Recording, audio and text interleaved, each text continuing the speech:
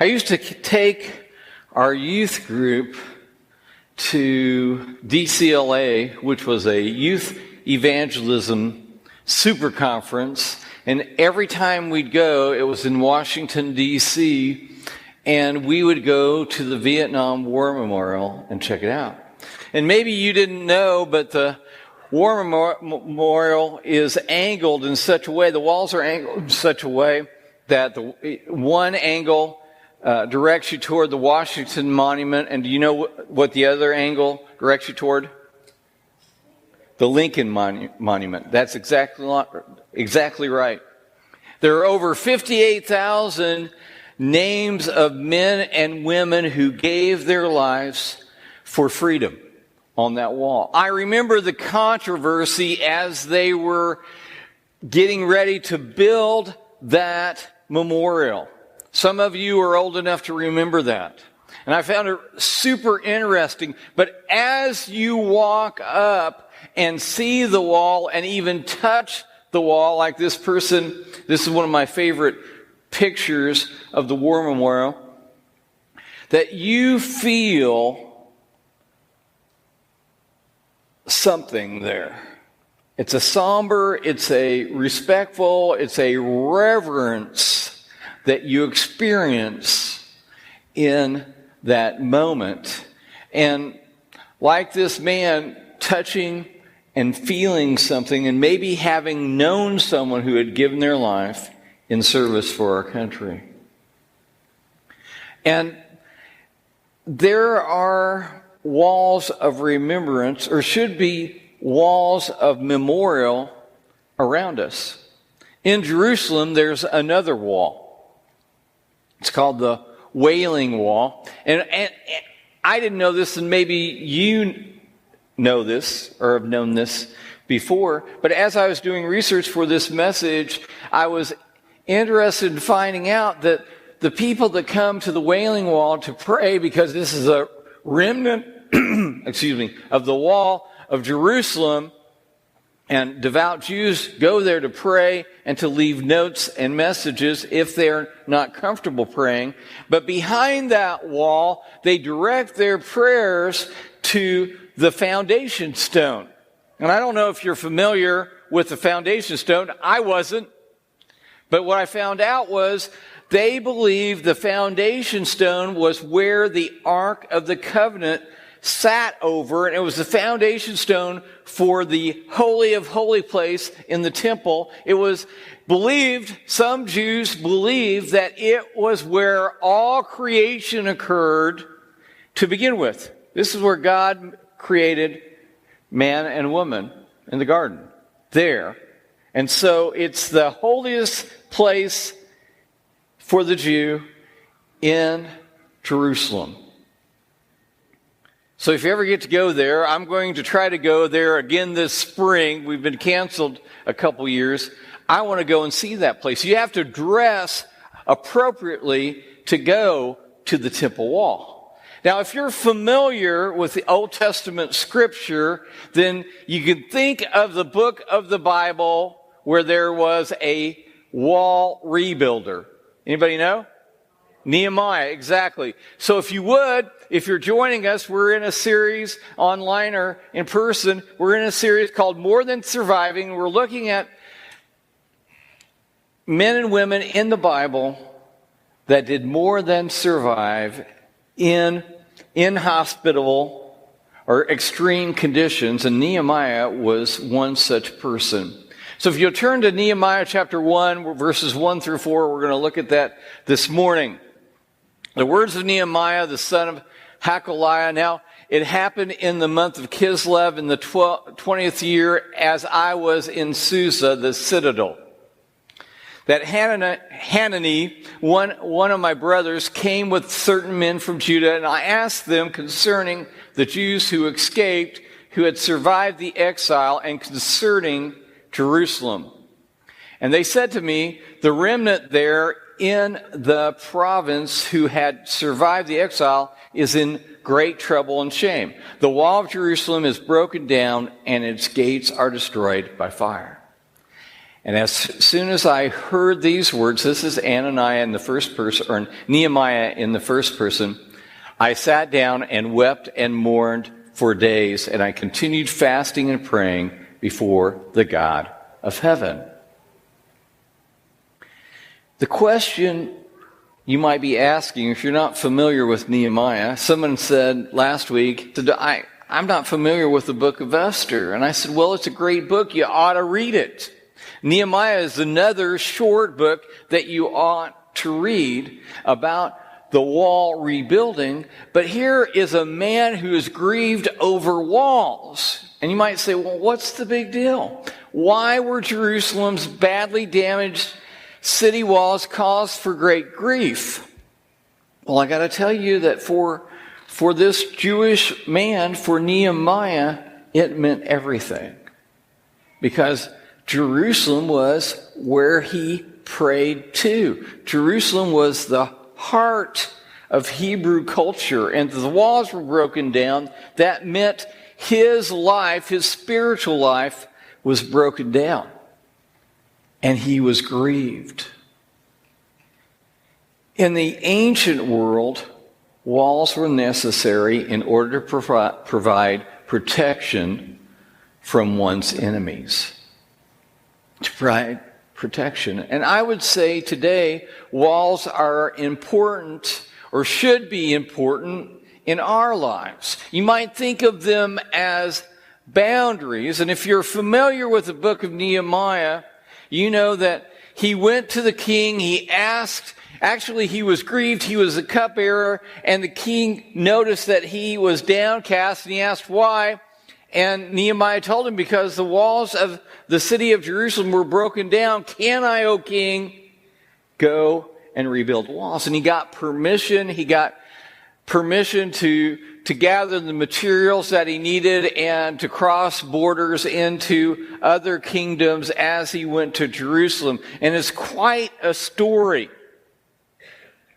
Now, if you were here last week and you heard me preach about Esther, you've got to realize that even though it goes Nehemiah, Esther in the Bible, the books of the Bible are not chronological because Esther actually lived before Nehemiah, about 480 BC, and Nehemiah's actual, existence was from 440 on. And so, what we see here, if you look at Nehemiah chapter 2, verse 6, you don't have to go there right now, but we see that when Nehemiah makes his request to King Artaxerxes, the queen was sitting there. And you might say, well, why was that so important that the queen was sitting there? It's kind of unusual in a Persian dynasty, if you know anything about Persian dynasties, for the queen being mentioned in this exchange. Well, you got to remember, Esther preceded Nehemiah, and that Esther's influence continued on. Now, some commentators would say that Artaxerxes was the same as Xerxes that I talked about last week, and that this was probably Esther, or could have been Esther. But more likely, most scholars agree that this is probably Esther's stepson who was reigning in Persia. And the favoritism that Nehemiah received was because of Esther's influence to be able to go back and to rebuild the walls of Jerusalem. And so he went back. And if you look at Nehemiah chapter 2, verses 11 through 18, the story continues. So here's what he finds when he goes back to Jerusalem. So I went to Jerusalem and was there 3 days, and then I arose in the night, I and a few men with me, and I told no one what my God had put into my heart to do for Jerusalem. There was no animal with me but the one on which I rode. I went out by night by the valley gate to the dragon spring and to the dung gate, and I inspected the walls of Jerusalem that were broken down and its gates that had been destroyed by fire. Then I went to the fountain gate and to the king's pool, but there was no room for the animal that was under me to pass. Then I went up in the night by the valley and inspected the wall, and I turned back and entered by the valley gate, and so returned. And the officials did not know where I had gone or what I was doing, and I had not yet told the Jews, the priests, the nobles, the officials, and the rest who were to do the work. Then I said to them, you see the trouble we are in, how Jerusalem lies in ruins with its gates burned. Come, let us build the wall of Jerusalem that we may no longer suffer derision. And I told them of the hand of my God that had been upon me for good, and also of the words that the king had spoken to me. And they said, let us rise up and build. So they strengthened their hands for the good work. I think walls are important. I think walls in our lives, in your life, are important. See, walls define what was sacred and what was secular, what was godly and what was worldly. In our culture today, there should be a wall in your life in regard to marriage. What is sacred and what is secular, in the sense of that marriage was designed by God, a man and a woman, for life. Anything less than that is not what God desired. And so there's a lot of devastation. There should be a wall of moral conscience in our lives as Christians. What is right and what is wrong, defined by the Word of God. Now, we're fighting about a lot of things in our country right now that don't have anything to do with morality, and it's a matter of opinion, and it's almost at a scale of conviction. And we're pretty intolerant of each other in regards to our opinion, which there should be more freedom if it's not a thus saith the Lord. But in matters that God speaks to, then we need to submit to and have convictions in regard to, because there should be walls of moral conscience in our lives. Also, there should be a wall for the Sabbath. And I was preaching this in first service, and a lady asked me between services and said, well, why do we talk about the Sabbath, but then we worship on the first day of the week? And I said, well, that's a good question, because I didn't even discuss this in our previous service.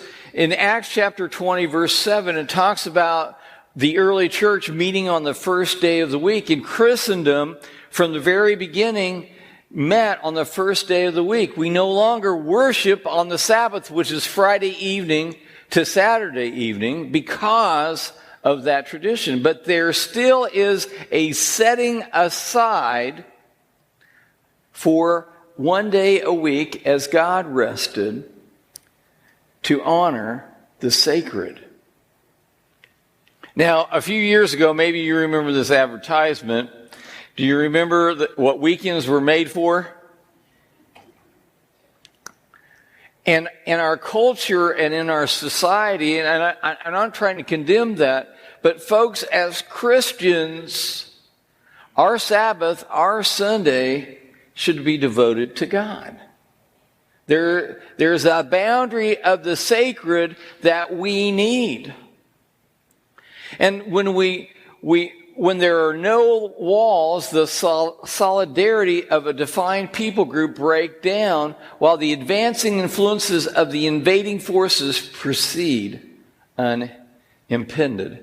Basically, it says, without boundaries, without walls in our lives, the enemy will take hold.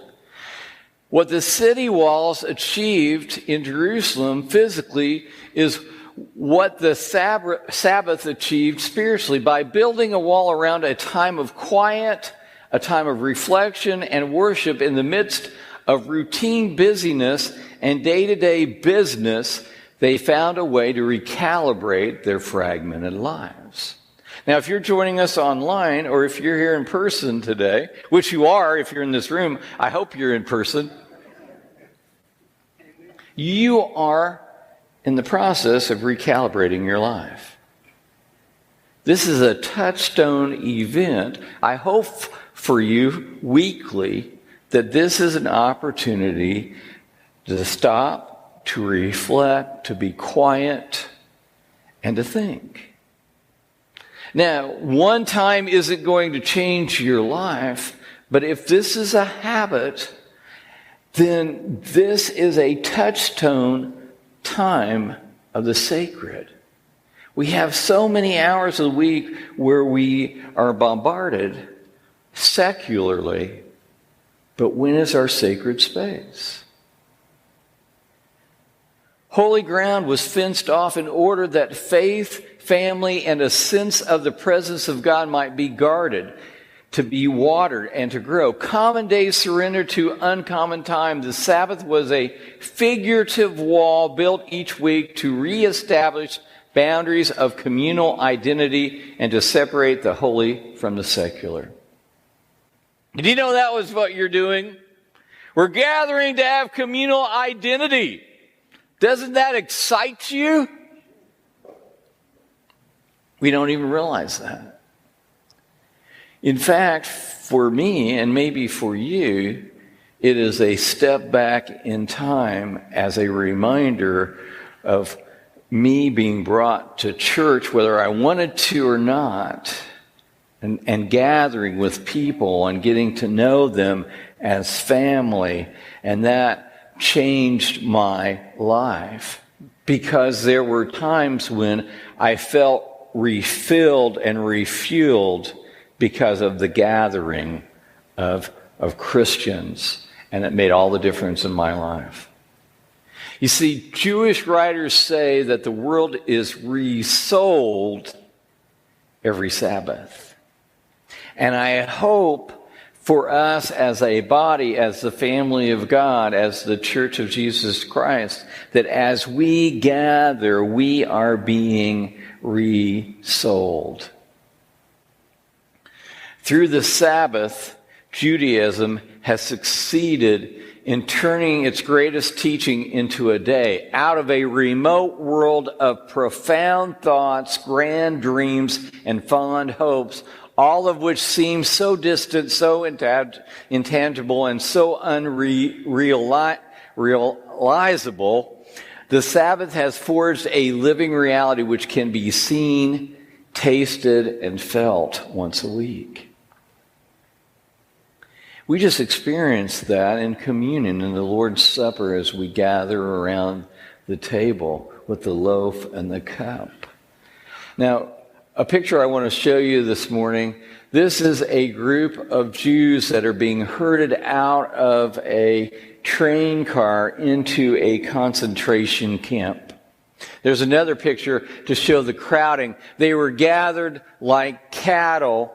In this picture, you can just see their hands. In the next picture, you can just see their hands sticking out of the windows in this train car.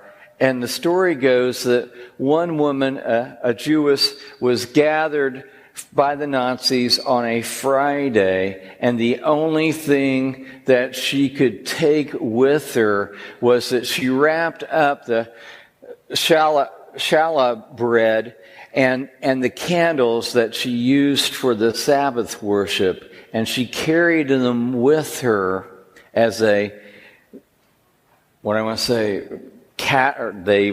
drove them into the train car. And the feeling as they were packed together with hardly room to sit down was a miserable, terrible feeling of loss and impending doom. And about Friday night at about sunset, she unwrapped these candelabras and lit them and then broke bread. And they sang the song Loka Didi, which means to come, O beloved, and they celebrated the Sabbath in that train car before being exterminated by the Nazis. Can you imagine? But one survivor said that they had such peace and such comfort because they felt the presence and the peace of God in that moment.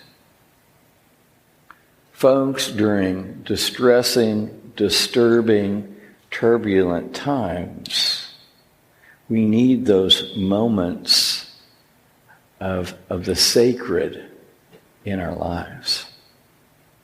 The years without walls resulted in the disappearance of Sabbath walls. It was a tragic consequence, rendering God's people as vulnerable spiritually as they were politically.